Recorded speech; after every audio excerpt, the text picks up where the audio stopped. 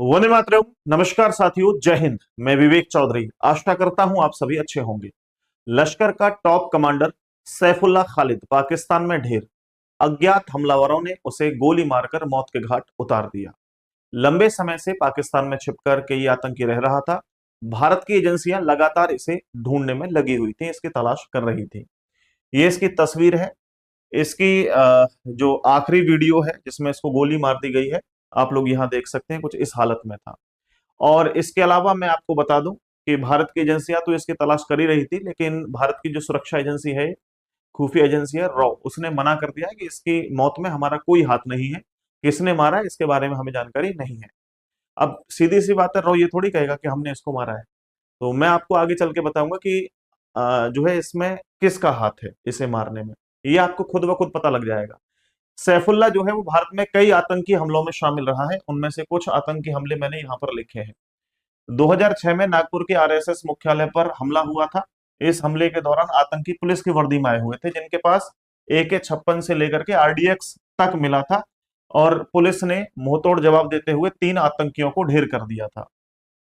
और एक घटना 2008 में हुई थी यूपी के रामपुर में। यहाँ CRPF कैंप के ऊपर जो है आतंकी हमला हुआ था। एक बेंगलुरु में भी जो है आतंकी हमला हुआ था, उसमें भी इसकी ये शामिल था सैफुल्ला। तो ये बहुत सारे आतंकी हमलों में शामिल रहा है। और मैं आपको बता दूं कि ये पाकिस्तान में ऐसी साजिश जो है बुन रहा था। उसके बाद इसे जब पता लग गया कि अब जो है भारत की खुफिया एजेंसियां मेरे पीछे लगी हुई है, तो ये भाग के चला गया नेपाल। और नेपाल में अलग अलग नाम बदल करके ये रह रहा था। नेपाल में इसने बहुत सारे नाम बदले, है ना, और फर्जी दस्तावेजों से ये नेपाल में रह रहा था। और वहां पर भी इसने जो है टेरर बेस बनाया, और काफी बड़ा टेरर बेस बनाया था। कुछ दिनों के बाद इसे वहां भी पता लग गया कि भाई अब यहाँ भी मुझे छोड़ने वाले नहीं है।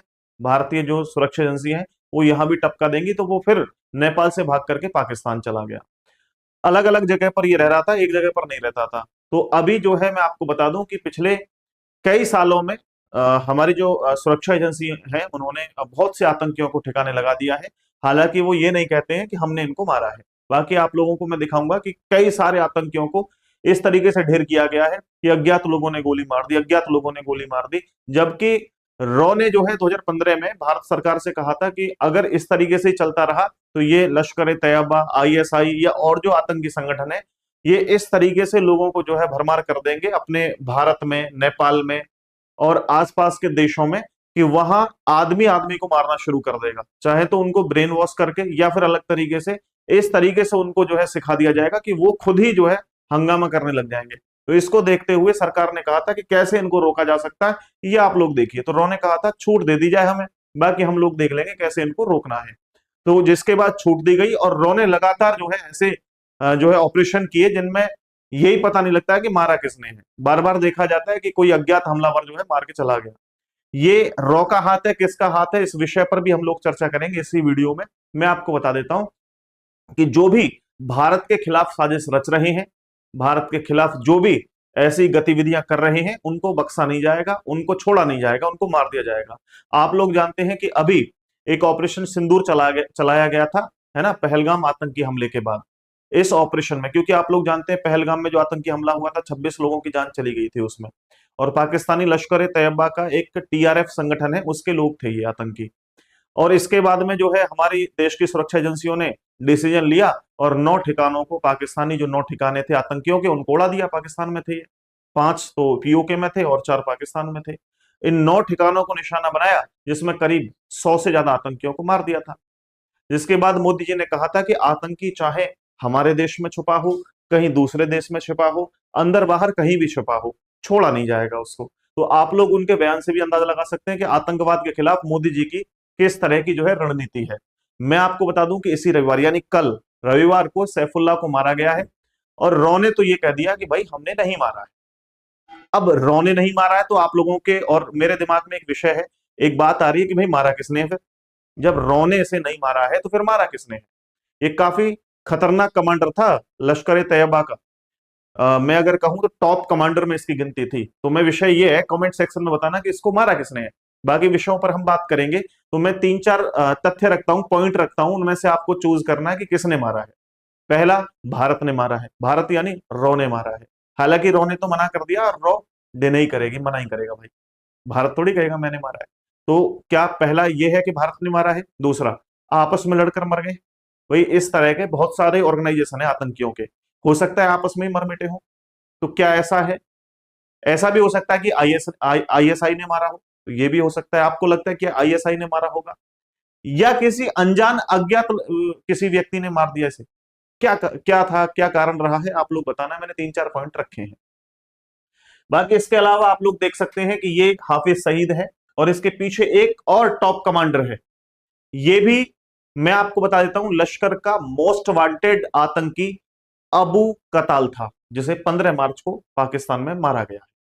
ये भी अज्ञात लोगों ने मारा है। सोच के देखिए, इसको भी अज्ञात नहीं मार दिया किसी ने। और ये व्यक्ति कोई आम व्यक्ति नहीं था, ये वो व्यक्ति था, ये वो आतंकी था जिसने पिछले साल 9 जून को जम्मू एंड कश्मीर के रियासी जिले में एक शिव खोड़ी मंदिर से लौट रही तीर्थ कर्मियों की या तीर्थ यात्रियों की बस पर जो है हमला किया था, करवाया था, जिसमें 10 लोगों की जान चली गई थी, उसमें इसका हाथ था। तो 15 मार्च को इसका भी जो है काम हो गया है।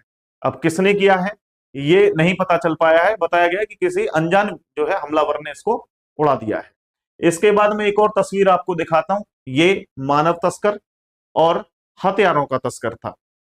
इसको जो है कुलभूषण के को अगवा कराने का जो है आरोप था इसके ऊपर, कि कुलभूषण, आप लोग जानते हैं कुलभूषण हमारे देश का ही रहने वाला था जो पाकिस्तान चला गया था, पाकिस्तान ने छोड़ने से मना कर दिया था, है ना। इसका नाम है मुफ्ती शाह मीर। इसको भी अज्ञात किसी व्यक्ति ने मार दिया। अब किसने मारा? ये 14 मार्च को मारा है, इसी मार्च में 14 तारीख को ये भी हमलावरों ने गोली मार करके उड़ा दिया।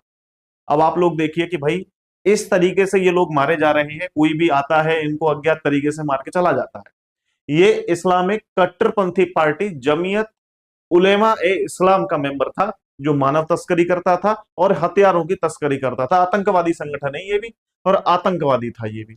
अब सोचिए कि मतलब मुझे ये नहीं लगता कि ये अज्ञात व्यक्ति इन्हें क्यों मारेगा कोई। इसमें सीधा सीधा आप लोग जानते हैं कि हमारे देश की सुरक्षा एजेंसी का हाथ है, वो नहीं कहेंगे कि हमने मारा है। और इसी तरीके से जो भी देश के खिलाफ अगर किसी भी तरह की कोई गलत, है ना, भावना लेकर के काम करेगा, उसको छोड़ा नहीं जाएगा। जैसे आप लोग देख रहे हैं कि अभी एक ज्योति मल्होत्रा को पकड़ा गया है, और बहुत सारे 6 ज्योति मल्होत्रा के साथ साथ 6 अन्य लोगों की भी गिरफ्तारी हुई है, और लगातार जगह जगह से गिरफ्तारियां की जा रही हैं। तो आप लोग मान के चलिए कि इनको बिल्कुल भी जो है छोड़ा नहीं जाएगा। ठीक है। तो इसके बाद में मैं आपको थोड़ा सा बता दूं, अगर आप वनडे कॉम्पिटेटिव एग्जाम की तैयारी कर रहे हैं तो आप हमारा रीजनिंग स्पेशल बैच ले सकते हैं, जो मात्र 499 रुपए का है। कंपटीशन गुरु ऐप पर यह बैच आपको मिल जाएगा मात्र 499 रुपए में।